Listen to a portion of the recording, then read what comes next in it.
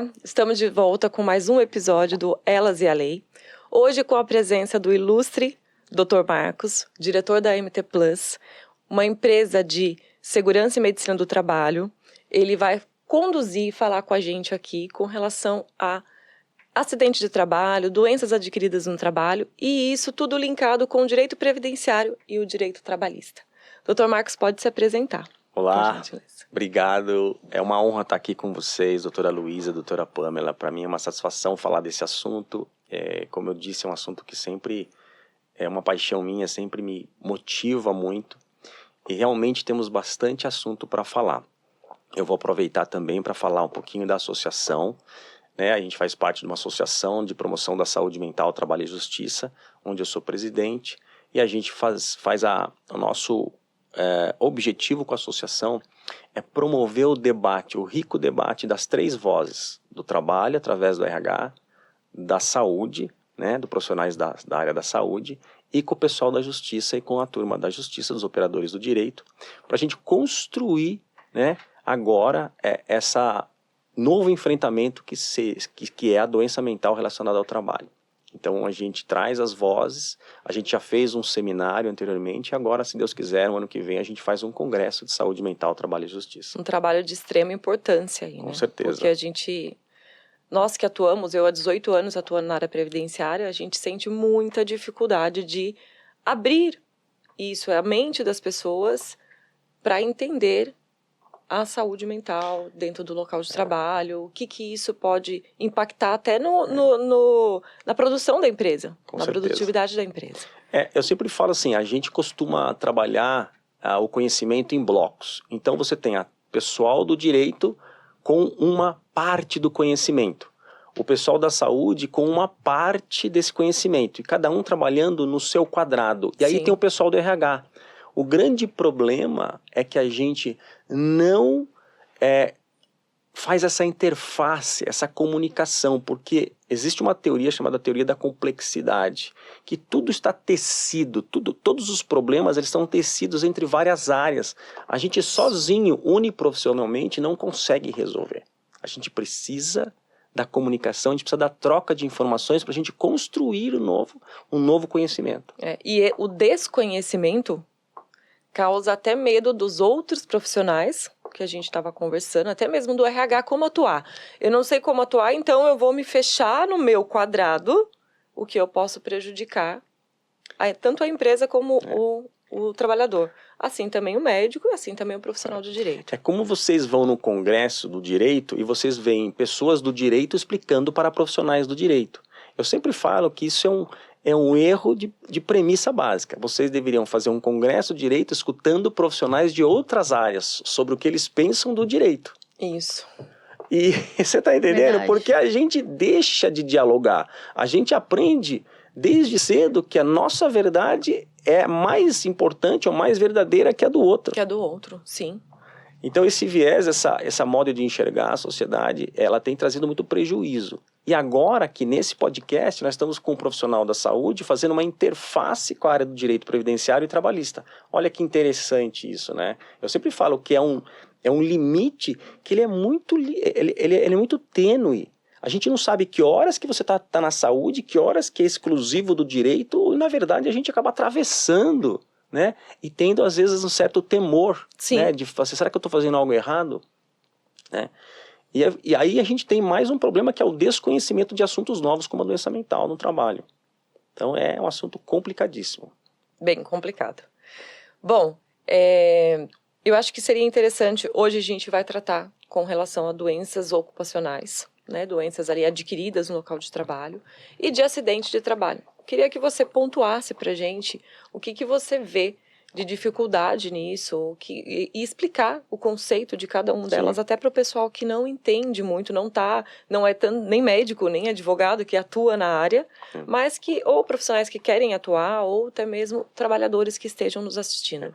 Rapidamente, para a gente não ficar muito nessa pauta, assim, o acidente do trabalho é o gênero, A gente fala que o acidente de trabalho é o gênero, aí você tem as espécies, que são o acidente típico e a doença do trabalho, A gente chama de doença ocupacional, porque a doença ocupacional ela pode ser uma doença do trabalho e uma doença profissional.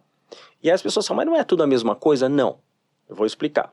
Acidente de trabalho, ele tem que ter 4 requisitos, né? Segundo o artigo 19 da Lei 8.213. O primeiro requisito é que você tem que ter uma perda de função ou uma lesão tecidual. Então, há algo que aconteceu com o trabalhador que a gente consiga de forma objetiva, né, enxergar isso. Então, ele fala olha só, a lei diz lesão tecidual, perturbação funcional. Sim. O problema é que muitas vezes a gente não consegue enxergar.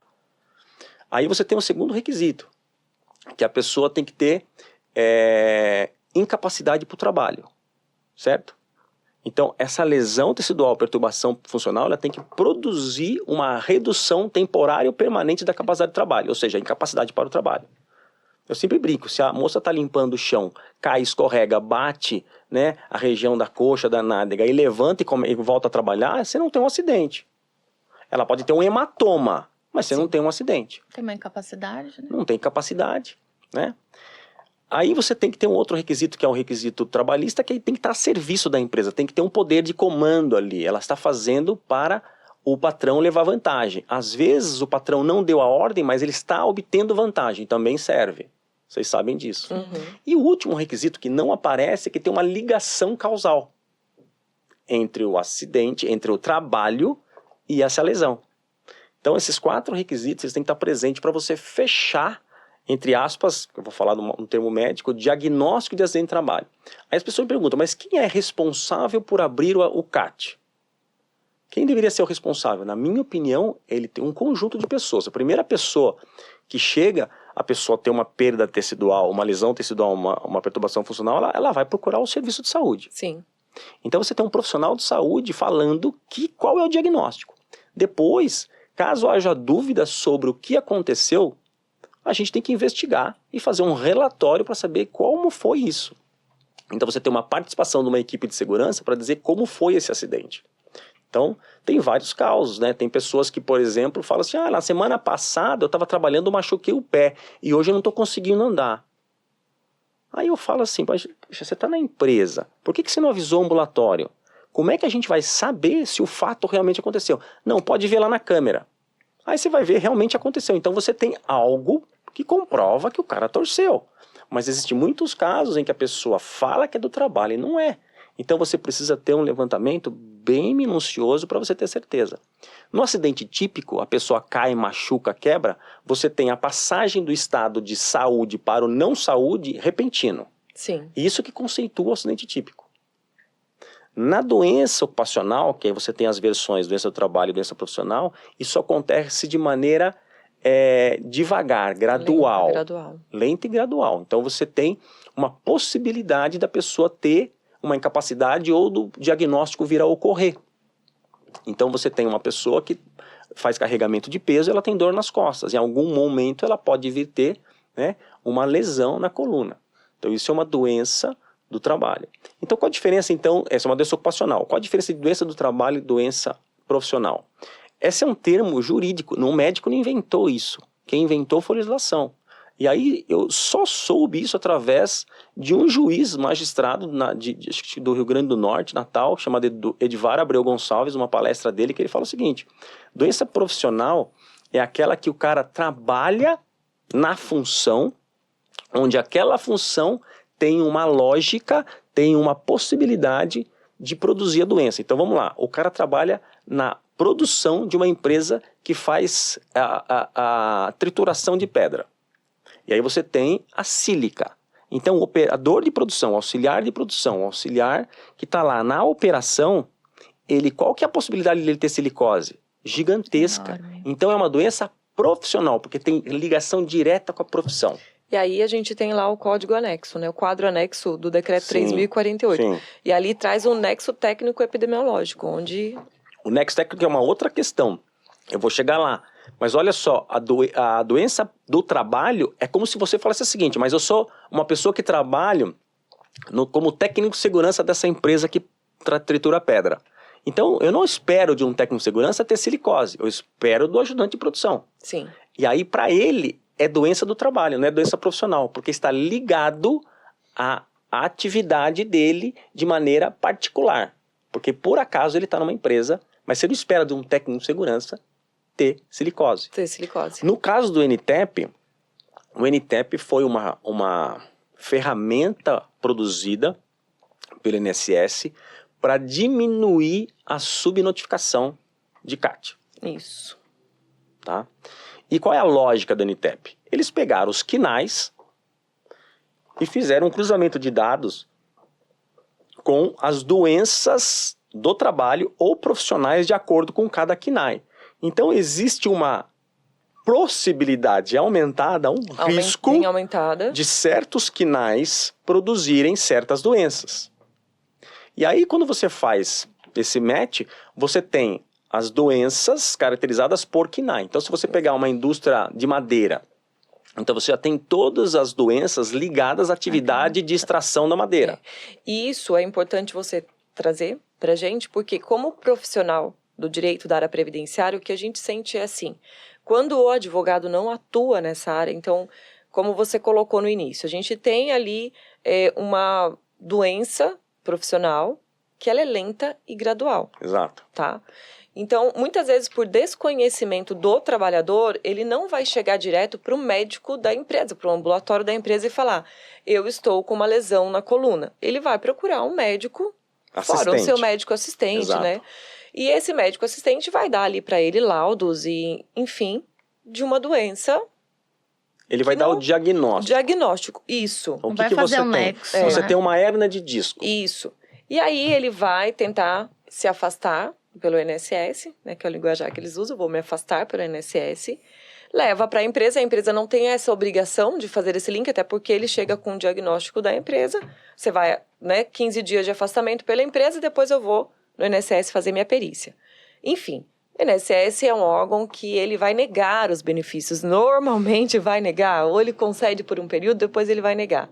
E quando chega no profissional do direito, por falta de desconhecimento do NTEP, ele não consegue linkar isso também com uma doença profissional. Então, você vê que é um triângulo de desconhecimento.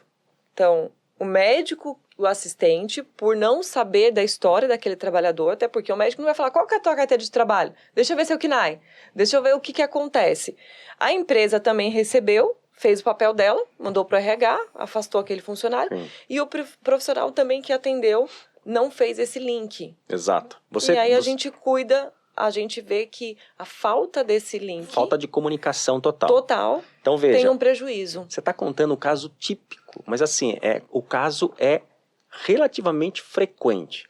O cara tem um problema de saúde, ele vai para o médico assistente dele, o médico assistente faz a terapêutica, o diagnóstico terapêutico, que é a obrigação dele, ele recebe um documento que vai para o RH, muitas vezes esse documento, o cara vai direto para o INSS e o serviço de saúde ocupacional, que deveria atuar de forma mais incisiva, mais assertiva, ele fica né? Ele fica parte dessa atuação. Então o que você tem? Você tem uma falta de conexão. Porque qual é a obrigação do médico do trabalho? A obrigação dele é avisar a empresa que aquele ambiente de trabalho traz risco para o trabalhador. Isso. Porque ele não é o dono da empresa que vai modificar o ambiente. Ele vai fornecer elementos para o tomador de decisão da empresa modificar o ambiente de acordo com as prioridades. Às vezes ele tem muita coisa para fazer, ele fala, aqui eu não posso fazer agora, mas a gente vai olhar. Eu sempre brinco que o patrão, quando ele monta uma empresa, o empregador, ele não quer ferrar ninguém, não é isso que ele quer. Ele quer ter um negócio, ele quer ter uma realização de um sonho, às vezes, e a pessoa, para ele, é extremamente importante. Sim. Né? Muitas vezes ele dá muito valor para a pessoa, mas ele tem um orçamento apertado. Enfim, o que acontece é que falta essa conexão. E, por vezes, a gente deixa de atuar como médico do trabalho porque a gente realmente desconhece o caso. Tá? Isso. E essa falta de conexão aí desencadeia diversos outros problemas, dificuldades. Por exemplo, aí vai gerar uma reclamação trabalhista para provar que houve, por exemplo, uma doença ocupacional relativa ao trabalho. Muitas vezes aí tem a falta da CAT, aí também acaba dificultando o processo previdenciário. Então, tudo a falta de conexão mesmo. A gente vê que o prejuízo é geral, né? Para o trabalhador e para a empresa, que muitas vezes não consegue nem se defender no momento em que ela recebe uma reclamação Exato. trabalhista, porque ela não tinha conhecimento que aquele ambiente Era insalubre. estava trazendo um prejuízo para os trabalhadores. É. E o que aumenta, depois vamos colocar para o viés previdenciário, cada vez que eu puxo e eu consigo comprovar que existe ali uma doença profissional, né? A gente fala um acidente de trabalho, né? Para fins de benefício. Exato. Que vai aumentar a contribuição daquela empresa com o fator FAB. Exatamente isso. Então, você veja que, na verdade, para o governo, né, que tem, eu vou falar que ele tem uma sanha arrecadatória, né, que a gente só vê aumentar os tributos. Isso. E quem é dono de empresa vive de pagar os tributos e vê o que sobra para o resto. Eu sei porque eu sou empresário, mas enfim, nós temos vários problemas. Então, se o INSS estabelece o NTEP, o empregador, tendo conhecimento disso e da data do conhecimento, ele tem 30 dias para recorrer do nexo. Então, eu já vi várias coisas acontecendo, coisas que são nexo reais e coisas que não são nexo. Que não são nexo. Mas a empresa acaba perdendo prazo para fazer esse recurso. Para tirar, eu falo que são trabalhadores que grudam no pescoço da empresa e tira da responsabilidade do governo.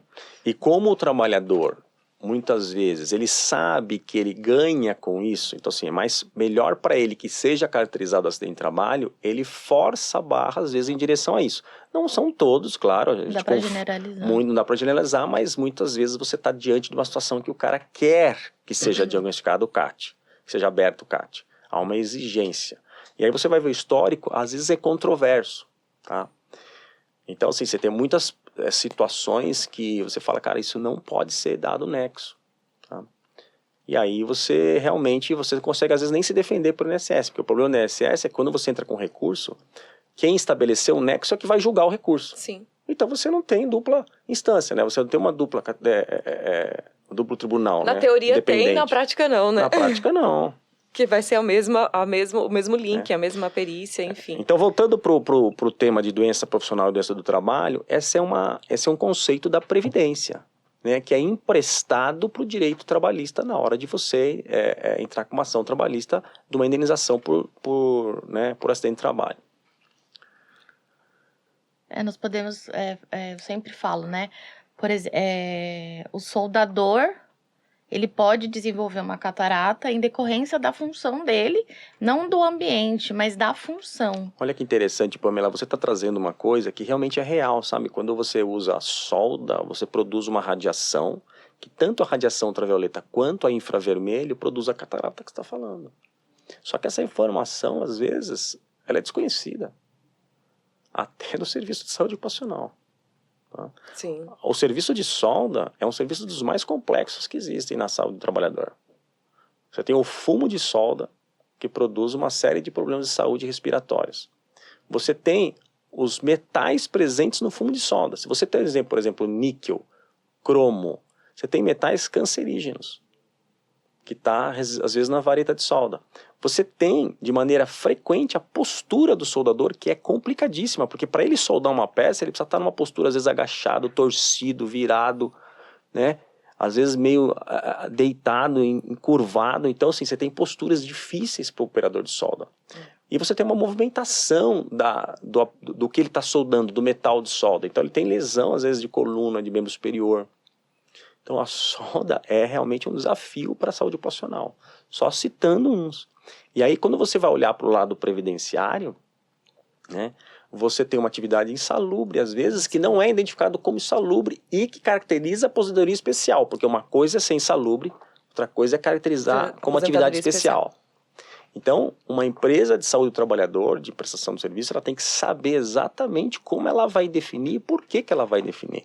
Por exemplo, a presença de substâncias cancerígenas no posto de trabalho, ela dá direito à aposentadoria especial. O problema é que a gente não consegue, às vezes, enxergar. Muitas vezes o PPP vem falho. Exato. Por causa dessas informações, porque quando eu tenho ali os agentes no código LINAC, que a gente fala... Exato. Então, nenhum IPI vai conseguir neutralizar. Não, essa é a tese utilizada ainda hoje. Então, a gente acha que o EPI não neutraliza para efeito de substâncias cancerígenas. Isso. Só que muitas vezes o PPP não vem com todas as informações que deveria. Então vem com informação onde tem lá o EPI eficaz e eu não consigo caracterizar isso com a presença de agentes cancerígenos. E você sabe que se você caracterizar como atividade especial uma atividade, você já aumenta o imposto de acordo com o código GFIP. Sim. E aí, quando você não declara, você tem uma possibilidade de você ser fiscalizado pela Receita Federal e receber uma multa, inclusive dos últimos 5 anos. Recentemente, os donos de postos de combustíveis foram autuados numa fiscalização. Estou falando dos donos, então são uma quantidade enorme de postos de combustíveis recebendo um documento da Receita dizendo o seguinte: vocês têm um imposto para pagar. Por quê? Porque tem benzeno na gasolina. E aí aí que eu trago o desconhecimento, a falta, como você colocou a gente, né, como empresário, a gente sofre muito com os custos. Mas entender todo um complexo que tem por trás é atuar numa prevenção. Exato. Entendeu? Exato. Então, entender a doença ocupacional, saúde, a saúde no local de trabalho, ele vai trazer para o empresário uma economia futura. Com certeza. Isso está mais que provado. Né? Isso está mais que provado. Se o empresário pudesse investir em prevenção, ele ganharia muito. Eu sempre falo que o problema é que a receita dele é curta. Sim. Eu falo que 90% das empresas no Brasil são microempresas. São as que mais empregam. E às vezes o dono da empresa ele vive do prolabore dele. Ele não tem mais resto de caixa para investir em segurança e saúde. Então assim, é uma situação bem complicada no nosso país. Mas se a pessoa investir, ela tem um retorno já garantido. De a cada $1 investido são $5 de retorno. Isso já é comprovado, já tem estudos na saúde ocupacional, já está tudo certo. O duro é a pessoa ter esse dinheiro para investir. Dinheiro para investir. Tá? Muitos não têm e muitos não. Porque você imagine que você mexe com solda. Qual que é o aparelho que vai mudar a história da solda? Se você fala assim em fumo, é o exaustor. Só que uma peça de exaustão custa muito dinheiro. Eu trabalho em empresas que quando vão fazer investimento para diminuir poeira e tal, nós estamos falando da ordem de milhões de reais. Então não é algo simples. Não.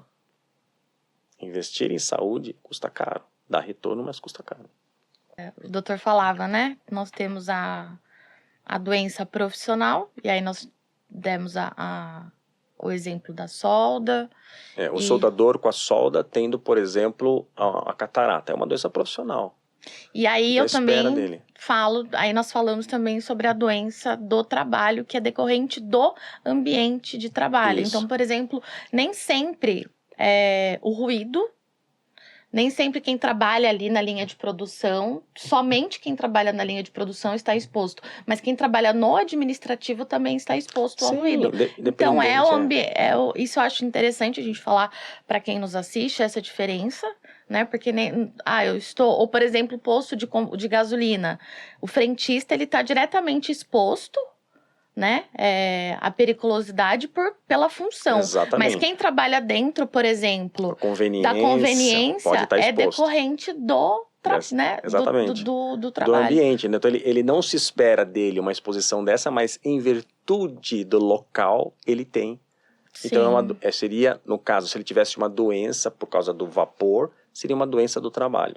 E eu acho interessante nós falarmos também, e aí já avançando um pouquinho, essa diferença do acidente típico e do atípico. Então, nós temos aí, muitas vezes, um acidente típico, que o doutor pode explicar até melhor em relação a um trauma, e acontece muito isso em empresas em linha de produção. Exato. Então, por exemplo, a serra, cortar algum membro do corpo, e aí depois aí as doenças ocupacionais que nós estávamos falando, Se né? você for olhar por uma retrospectiva, o Brasil ele está evoluindo com o tempo, assim como todo o mundo inteiro evolui. Como é que a gente enxerga essa evolução? Na década de 70, o grande problema, um dos maiores problemas que tinham altos índices era de acidente fatal ou acidente com lesão corporal grave.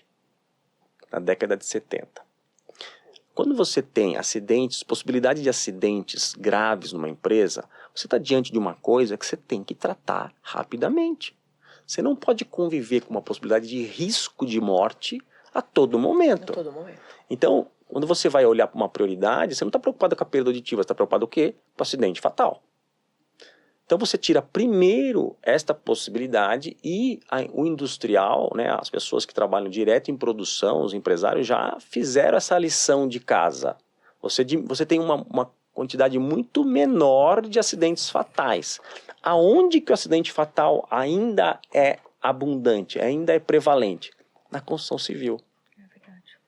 Porque a construção civil é um ambiente de alto risco com uma mão de obra não qualificada. Não qualificada. E você tem terceirização, quarteirização e por aí vai. Então quando você vai ver, o cara é soterrado, o cara cai da altura. Então aí você tem, na construção civil, uma grande incidência de acidente típico. Quando você vai para a indústria, você já não tem mais a prevalência do acidente típico. Você tem a prevalência da LER-DORT. Tá em alta também. É que bem ainda forte, é alta. Né? Então se você tirar a construção civil, primeiro... A primeira que acontece, tirando a construção civil e acidente típico com membros com as mãos, que é os mais comuns, né, ponta de dedo, essas coisas, você já vai para a LER-DORT, que é a segunda doença mais importante em termos de prevalência. E a terceira que está vindo com tudo e deve passar a LER-DORT são as doenças mentais relacionadas ao trabalho.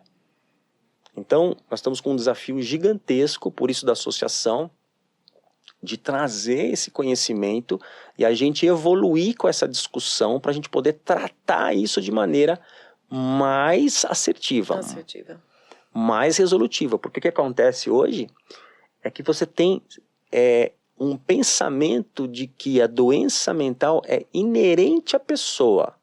É como se eu culpasse a pessoa por ela ser fraca da cabeça. Então, você já começa com um problema, que é o estigma. Quem tem doença mental dentro de uma empresa, ela guarda em segredo. Ela não abre, porque é como se você falasse, eu não aguento tranco, eu sou ainda fraco. É um tabu, né? É um tabu. É um tabu. Então, a doença mental, ela traz vários desafios. Muitos desafios, e a gente vê que o aumento dela também é muito, né? Então a gente vê, não sei se o estigma, não sei se essa abertura que está acontecendo, as pessoas têm gritado mais por socorro, tá? Se antigamente sofria um pouco mais calado, né? Ou se de fato existe um aumento, e o que você acha que pode ser atribuído a esse aumento? A sua pergunta é fantástica, doutora Luísa, e a gente vem realmente tentando entender esse fenômeno, que é o aumento gigantesco dos transtornos mentais, principalmente nos jovens. Então você não via jovem com depressão e ansiedade. Não. Hoje você nem vê. se falava disso. Hoje é comum. Aí você fala assim, mas por quê? Eu faço várias leituras e o que eu falar aqui não serve como resposta taxativa, mas serve como uma contribuição e uma reflexão. Você tem uma diminuição ao longo do tempo do contato humano social.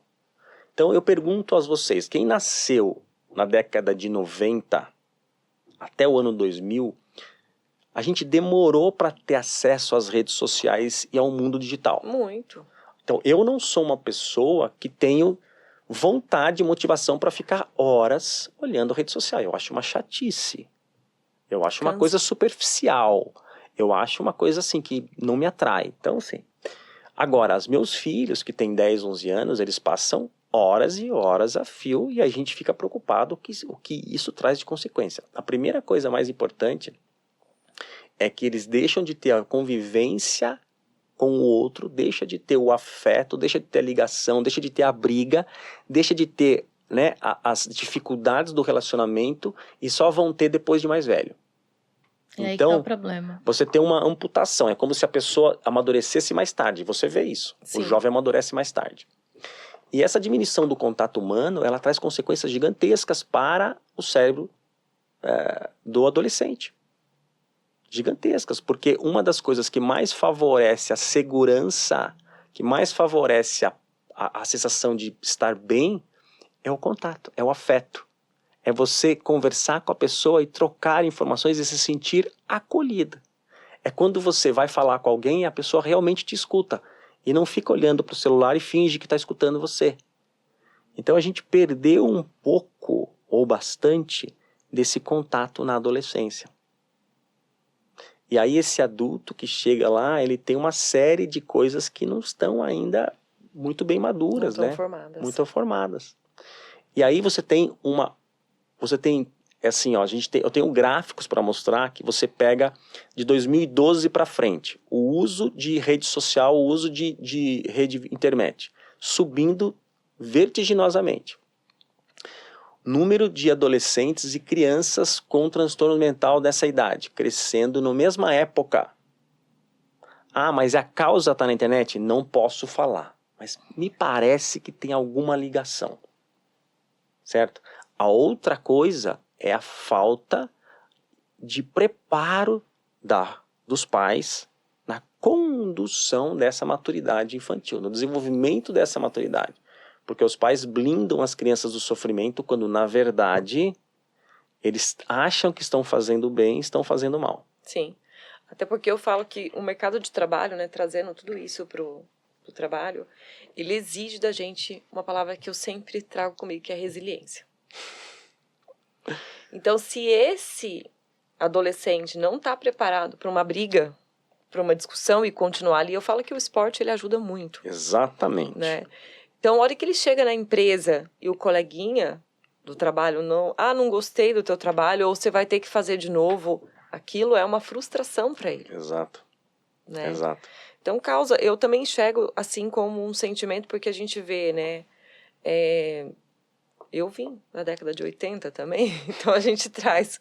Eu falo que para ir para o fórum, para consultar processo, eu tinha que descer a pé para o fórum, ir na outra cidade. Hoje está tudo muito digital. Muito fácil. Celular. Muito virtual. Muito fácil. E quando essas pessoas acabam pegando alguma coisa que precisa enfrentar, ter um pouco mais de resiliência, isso frustra e põe a pessoa até muitas vezes de cama, fala, eu não sirvo para isso, não fui tratada bem, não fui... Então, tudo isso é motivo. Você usou uma palavra que eu gosto muito, que é a frustração, né? O que torna o ser humano maduro? A capacidade de lidar com a frustração, porque a vida, né, é altos e baixos, são altos e baixos, e a frustração vai vir com certeza. Até porque você guarda expectativa não só com o mundo do trabalho, você guarda expectativas com o seu parceiro. Sim. Com a sua família. E a família não vai te dar tudo o que você quer, pelo menos não deveria. Existe até uma tese que eu já ouvi em congressos médicos de saúde ocupacional, o cara fala assim, sabe o que você ouvia mais do seu pai na década de 80 e 70? Não pode. Por que não pode? Porque não. Acabou. E hoje? Tudo pode. Você pode tudo, filho. E aí, existe até uma outra ideia que é o seguinte, a ideia de você ter uma vida com certos limites traz segurança. A ideia de você ter uma vida onde você não sabe, não tem limites, traz ansiedade. Quando você tem poucas opções do seu armário guarda-roupa, no seu guarda-roupa, você já sabe o que você vai usar, você não perde tempo. Né? Diz que o Einstein só tinha uma roupa, porque ele não queria perder tempo ficar escolhendo. Quando você tem milhares de opções, cara, só a ideia de você falar, você perde mais tempo para se trocar. Traz uma preocupação do que eu vou vestir. Gera uma ansiedade. Então, né? tem uma lógica nisso, que hoje a pessoa mais jovem, eles têm muitas opções. Tanto que eles entram no emprego hoje, eles não têm nenhum comprometimento se aquilo vai ser para ele algo que tem uma promessa futura. Ele simplesmente fala, gostei, não gostei, já fui embora, não quero mais brincar. Então ele não está também, você usou a palavra certa, ele não consegue lidar com qualquer frustração no meio de trabalho. Então a gente vê exemplos de jovens se suicidando no ambiente de trabalho, coisa impensável tempos atrás. Né? Nós tivemos um estagiário de direito no escritório famoso em São Paulo que pulou do prédio. Sim. Nós tivemos um menino em Cajamar, numa empresa, que tomou uma demissão, se matou. Então, assim, né, nós temos situações muito complexas hoje, falando assim, mas, poxa, por que uma coisa tão pequena leva a uma coisa tão impactante, né, uma decisão tão desesperadora? Então, esse é um dos grandes desafios no nosso atual momento da nossa sociedade. Isso, né? convivência, né? Então a gente tem que realmente discutir esse assunto e falar, mas qual que é o caminho? Porque tem uma parte da família junto. Sim. Tem até um livro que eu falo que eu sempre recomendo, que é Modernidade Líquida, do Bauman. Sim. E ele trata justamente disso. A falta de você ter uma reunião numa praça. Ali você vai ter discussões, você vai ter um que quer ir para um lado, outro quer ir para o outro. E só que é no momento da vida que nada é muito sério, tá? É um momento da vida que é a infância, é a mãe. Um amiguinho meu ali me puxou meu cabelo, e aí tá tudo bem, vamos resolver. Não existe isso mais. Exato. Ou Exato. quando existe uma interferência muito grande da família. Né? Tudo se tornou muito público, tudo se tornou muito... não pode, porque meu filho, porque né, tem todo uma estigma que o filho não pode acontecer nada com ele, porque tá todo mundo hoje protegendo. Eu participei do evento que o Pondé fala que o pai não tem um filho, o pai tem um projeto de filho. Que ele projeta no filho uma felicidade, uma ambição, né, um desejo de que o filho seja feliz, protegendo ele das adversidades. E isso é o maior erro que o pai pode fazer.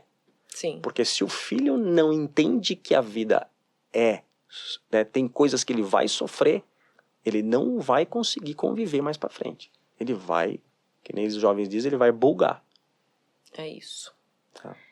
O doutor acha que a pandemia, ela contribuiu para as doenças mentais no trabalho? Sim, contribuiu de várias formas. A primeira forma que a pandemia contribuiu é que todo mundo ficou recluso. Todos ficaram reclusos, foi um modelo de convivência que a gente teve, né, de diminuir contágio. E essa reclusão, essa diminuição do contato, como eu falei para vocês, ela é extremamente prejudicial. E aí você tem outros poréns, que o ambiente familiar nem sempre é muito saudável. Sim. E aí você tem um trabalho em home office. E o que tem a ver o trabalho home office com isso? Gente, vamos entender o seguinte, quando você vai para trabalhar, você veste uma máscara. Você não é mais a Luísa, a mãe Luísa, deixa de ser a mãe Luísa, com o marido, sei lá, a dinâmica do trabalho, e vai ser a doutora Luísa. Para isso tem todo um atributo, tem toda uma perspectiva, né? Uma preparação psicológica. De você, uma expectativa de você e do seu cliente. Sim. Ele espera uma postura sua. Então, assim, você se veste, você se traduz numa outra pessoa. Não que você vai mudar o caráter, mas você tem uma postura diferente frente às coisas. E isso é ser profissional. Perfeito.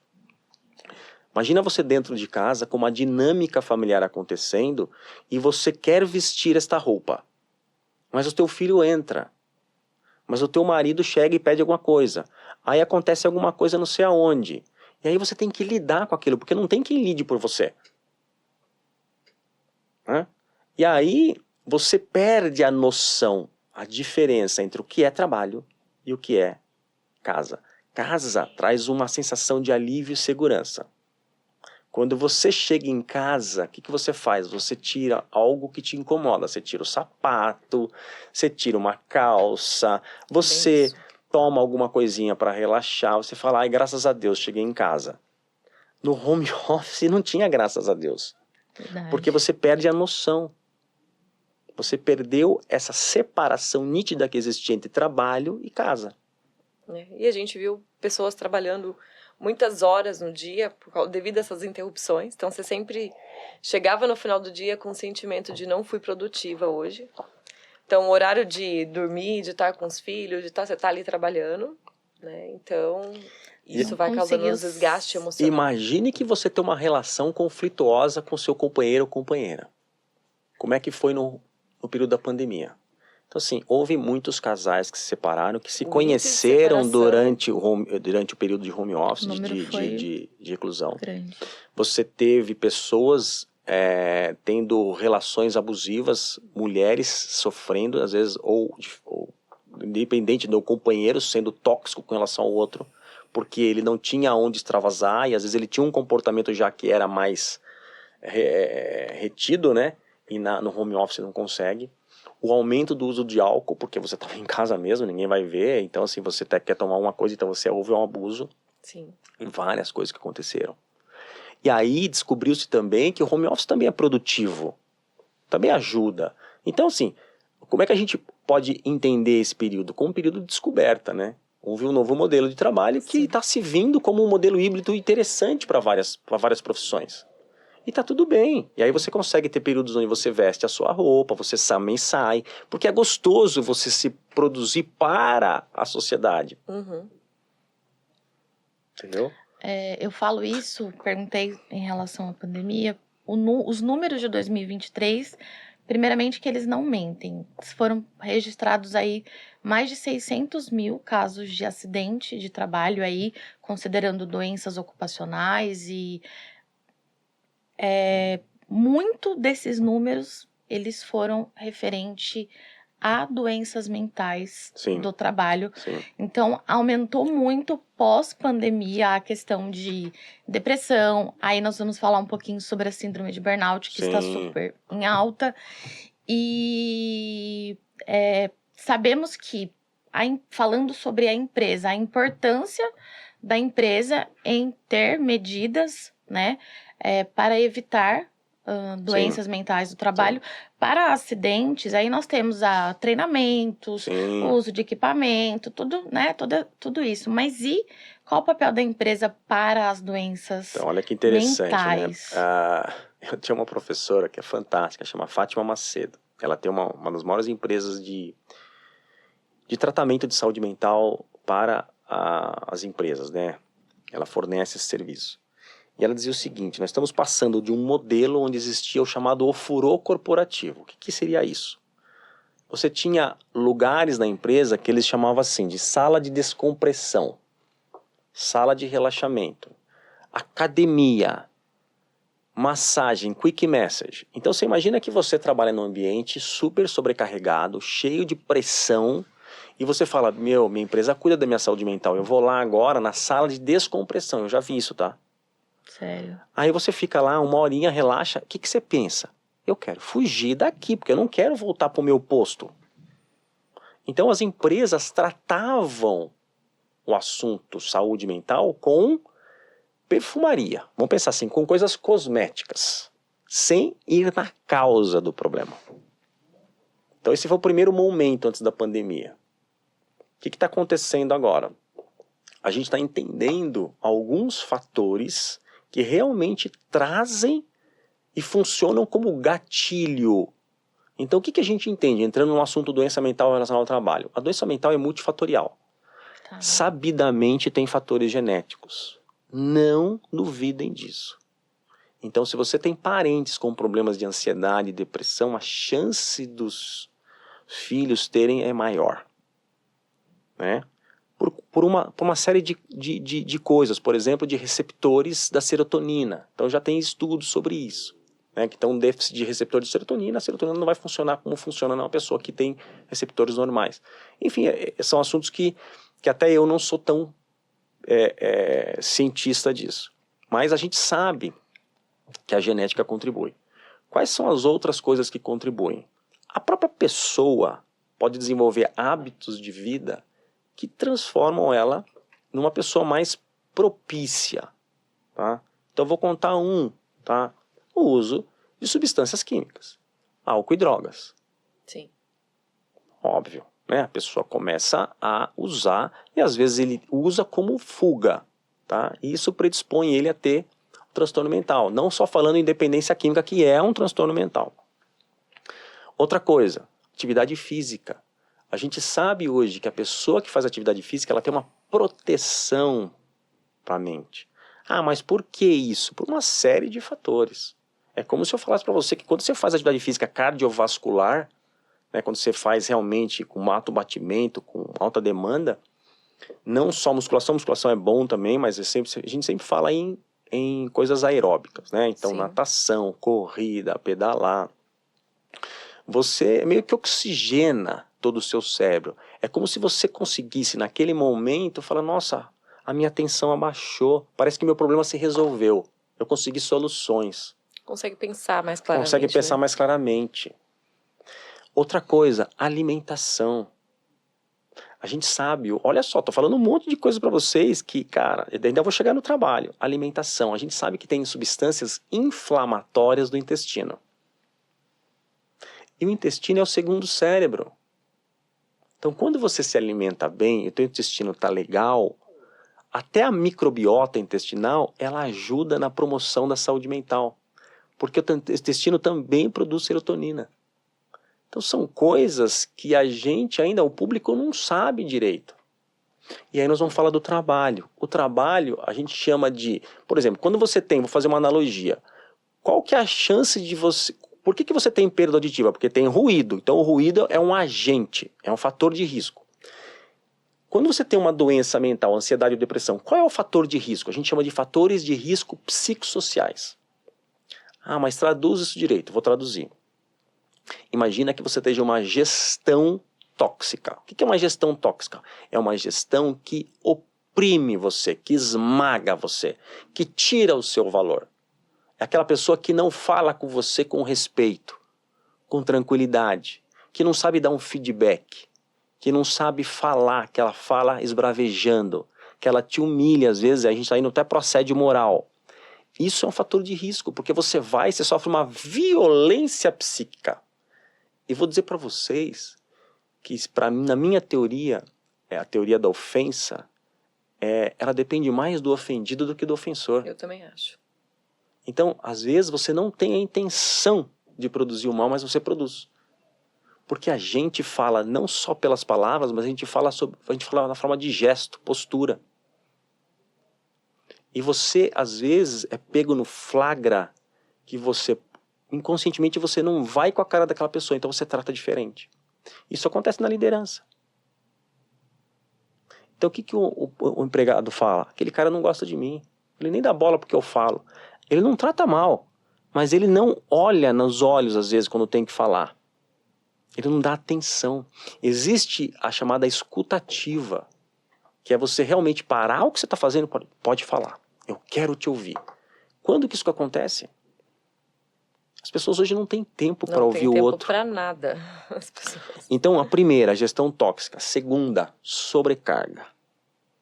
Olha só, fatores de risco psicossociais. O que é sobrecarga no trabalho? É a sensação de que você não dá conta daquilo que você tem que entregar. Então, qualquer trabalho pode produzir sobrecarga. Tem juízes tendo ataque de pânico, que eu já fui, já participei de escola da magistratura em Campinas, a gente foi convidado para ajudar lá a fazer uma palestra. Eu vi o juiz falando o seguinte: o juiz tem pilhas e pilhas de sentenças, de despachos para fazer, e você tem a pressão do CNJ, do sei da onde, da auditoria, da corregedoria, e o juiz fala, eu não vou dar conta. Então, se o juiz, que é o cara que você imagina, que tem todas as prerrogativas, sofre, você imagina o produtor, você imagina a produção. Quem que é o profissional hoje que está mais impactado? Se você pegar hoje uma produção, uma operação de uma máquina, a máquina produz 100 peças por hora. Você já sabe o que o cara vai entregar. Ele só opera a máquina que produz 100 por hora. Qual é a chance desse cara ter sobrecarga? Zero. Quem que tem sobrecarga? A liderança dele. Sim. Porque a liderança dele fala, cara, pode entrar, aquela máquina não pode parar. Então, esse cara que está na interface, ele está sofrendo uma sobrecarga muito grande. E a gestão. Sobre metas, né? E a gerência. Então você tem a direção, às vezes é tóxica, e de cima para baixo vai fazendo esse efeito de sobrecarregar. Tem outros fatores psicossociais que isso dá uma aula gigantesca, mas só para falar dois dos mais importantes. Cobrança excessiva de metas Cobrança excessiva também... de metas. Então você tem hoje, eu falo que assim, existe não sei se vocês já trabalharam e viram casos de bancários. Muito. Cara do céu. Eu já vi situações, eu já presenciei, já fiz entrevista com bancário, eu faço, às vezes, assistência pericial, e os caras falam coisas que eu não acredito, assim. É o maior índice de estresse, burnout também. Burnout, E entrando no burnout, né? O que é esse tal do burnout? Meu Deus do céu, como... Eu tava vendo, eu vou dar vai ter através da associação, a gente vai dar uma palestra junto com um advogado, que é o vice-presidente da associação, a gente vai falar sobre o burnout. E eu estava procurando artigos de jornais para falar como é que a publicidade, como é que isso está vindo através da mídia. A mídia está colocando o burnout como uma coisa assim, burnout leva a pessoa a ficar internada em UTI. Burnout é responsável por 70% dos casos de afastamento de tal empresa. E aí a mídia traz, né? Todo mundo hoje começa a ter o burnout. Só para vocês terem uma ideia, sem fazer juízo do psicólogo, eu acho que o psicólogo tem um papel fundamental na saúde mental. Porque é ele que vai fazer a acolhida, é ele que vai reestruturar e ressignificar os problemas e o sofrimento daquela pessoa. Mas quem faz o diagnóstico é o médico. Porque o diagnóstico ele não depende só do que você sabe sobre uma coisa. Ele depende de que você sabe sobre muita coisa e você separa aquilo que é verdadeiro dentre as outras. Sim. Então você precisa saber o que você também exclui. Quando você trabalha... quando você vê o burnout ele foi criado. Ele foi inventado, ele foi falado pela primeira vez com um cara americano chamado Freudenberg. Era um judeu nazista que foi para os Estados Unidos, psiquiatra. E ele trabalhava de dia no consultório e à noite, ele é um cara super idealista. Então ele trabalhava nas clínicas as clínicas gratuitas americanas para tratar dependente químico. Então você imagina, ele passava o dia inteiro trabalhando e à noite o Freudenberg trabalhava com ajudar paciente dependente químico. Ele não tinha vida familiar. Então ele entrou em uma situação num dia que ele relata no livro dele, que ele fala que ele deitou e não viu a hora mais que ele acordou de tão esgotado que ele estava. E esse sentimento de esgotamento também tinha a ver com uma sensação de frustração com relação ao trabalho. Porque você tem uma expectativa com relação à sua entrega do trabalho e você não consegue cumprir. E também você não consegue ter o retorno. Parece que está enxugando o gelo. Então o burnout inicialmente foi descrito como um momento de exaustão e de sensação de frustração porque você tem um ideal que nunca vai ser obtido. E o Freudenberg ele falou que o burnout pode acontecer em qualquer lugar. Então esse cara, esse psiquiatra, ele falou o seguinte, olha, burnout é um estado que você está esgotado e você trabalha num ideal que nunca você vai obter. Então vamos supor, ele não colocou uma doença, ele colocou um estado. Um estado. Um momento da vida, um fenômeno que acontece em algumas pessoas relacionadas ao trabalho, mas podem ser relacionadas a outras coisas, não é só o trabalho. Aí uma psicóloga canadense, que é uma psicóloga organizacional chamada Cristina Malash, ela começou a estudar o burnout no trabalho. E ela desenvolveu, então, uma série de sintomas que o burnout estaria ligado. E ela fez um inventário, que é um questionário, que as pessoas respondiam para saber se tem burnout ou não. E aí ela começou a publicar isso ganhou um efeito muito grande da mídia. Pra você ter uma ideia, ela criou o inventário de burnout dela. Malash Burnout Inventory, MBI. E aí, esse inventário é pago. Então, segundo ela, para você saber se é burnout, você precisa pagar o inventário dela para você ter o teste do burnout. E ela criou uma série de sintomas e de situações que o burnout traz que ele não que ele é muito inespecífico, tá? Por exemplo, exaustão emocional. A pessoa quem não tem exaustão emocional? Eu vou falar para vocês, a mãe. Eu vou falar, você já foi mãe? Eu vi minha esposa ter exaustão emocional, que é você ficar cuidando da criança, a criança demandando e você fala, não dou conta. E ter que trabalhar. Então, tem burnout materno? Deve ter. Mas, segundo a Cristina Malash, é só relacionado ao trabalho. Então, a mídia pegou isso, e se você aplicar o inventário dela, todo mundo tem burnout. Então, tem uma quantidade de pessoas que são diagnosticadas com burnout, ou, teoricamente, tem burnout segundo ela. Quando você vai para a Organização Mundial de Saúde, a Organização Mundial fala o seguinte, o burnout não é doença, porque ele não está no local da CID, que é sobre doença mental. Ele está no local que é fatores que influenciam o estado de saúde, CID-Z. E o burnout, segundo a Organização Mundial, ele tem 3 componentes, que é a exaustão emocional, esgotamento emocional, esgotamento pode ser físico também, mas tem o emocional envolvido. A sensação de estar esgotado. A segunda é a baixa realização no trabalho, cara, eu não gosto do que eu estou fazendo, eu não tenho vontade de trabalhar, eu não tenho tesão por trabalhar. É uma coisa que não te traz brilho nos olhos. Então é um desgaste. Você tem às vezes até uma aversão ao que você faz. E como você tem um esgotamento e você tem uma aversão, lembra da persona que você constrói para ir trabalhar? Ela deixa de existir. Essa persona não existe mais.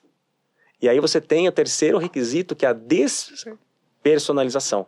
O que é despersonalização? É você falar, cara, não sou eu que estou lá. É alguém, mas não sou eu. Porque você não se identifica mais no trabalho. E aí para de produzir E aí você tem uma série de consequências que essa pessoa está presente, mas não trabalha. Não tá... Isso. Aí a pergunta é, mas isso é doença? Não. Na minha concepção, não. Por quê? Porque se a pessoa parar de trabalhar, descansar e acreditar num outro projeto, o burnout acabou. Fatores que influenciam o estado de saúde. Mas e se essa pessoa estiver passando por um momento difícil na família dela, o trabalho está trazendo esse esgotamento e a mãe tem depressão? E ela não faz atividade física, e ela tem uma baixa autoestima, e ela tem uma sensação de baixa energia. Aí nós estamos fazendo confusão com depressão. Isso. Tá claro isso, não? Então aquele processo descrito por Frauenberg e até pela Cristina Malasch, que é relacionado ao trabalho, se o psicólogo faz um diagnóstico, se o médico só olha como burnout, ele rotula, você deixa de tratar como se uma doença real. Você deixa de fazer o diagnóstico. E eu digo para vocês que eu já vi milhares de exemplos. A pessoa fala o seguinte, cara, eu não consigo ir pro trabalho. Quando eu vou, eu tenho taquicardia. Se eu vou para aquele lugar, ao ver aquela pessoa, meu coração dispara, eu passo mal. Isso é burnout? Não! Isso é ansiedade, distúrbio de ansiedade, transtorno de ansiedade. Transtorno de ansiedade é o medo, é a sensação que você tem de você tem sintomas, taquicardia, sudorese, mal-estar, quando você vai enfrentar uma situação desafiadora. Então você projeta aquilo e fala, eu não vou dar conta.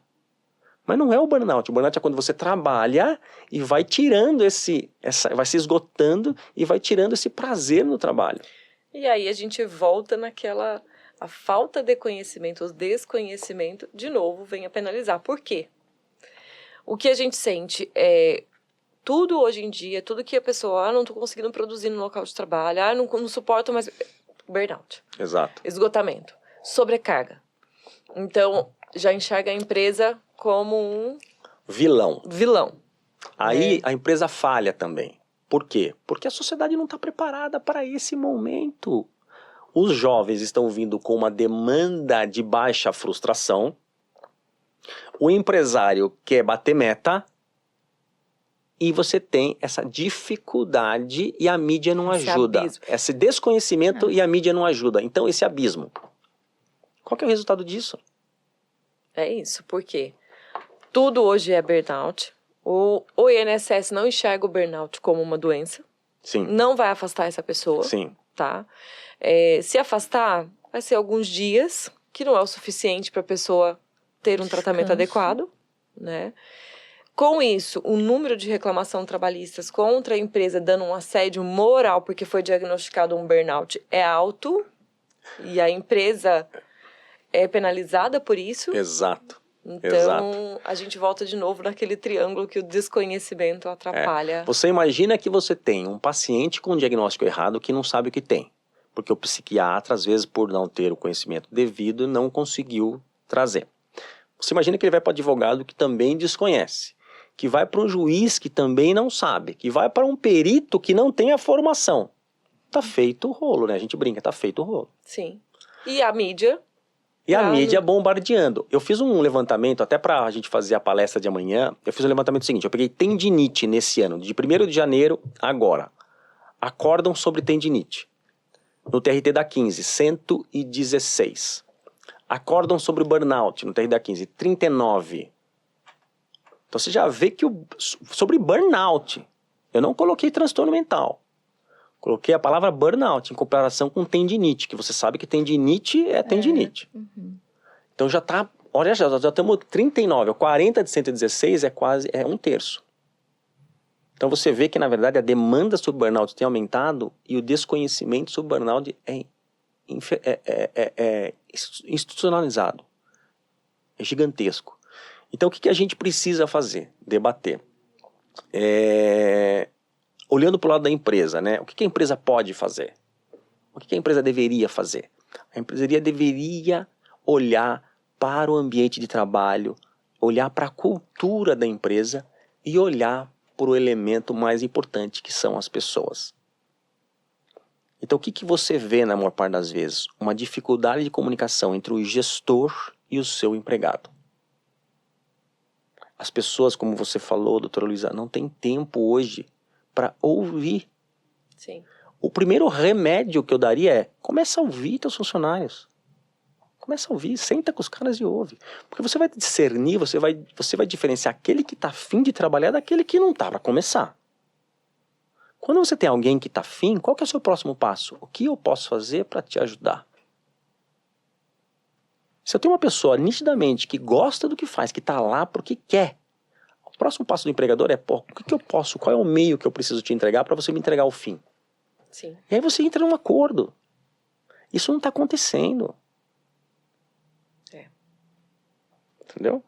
Então, nós estamos... Às vezes a gente fica a sensação de enxugar gelo, né? Eu não tô falando nem... Olha, eu nem falei ainda da presença do médico no trabalho. Não precisa. No primeiro momento, as pessoas precisam aprender a falar, a se comunicar.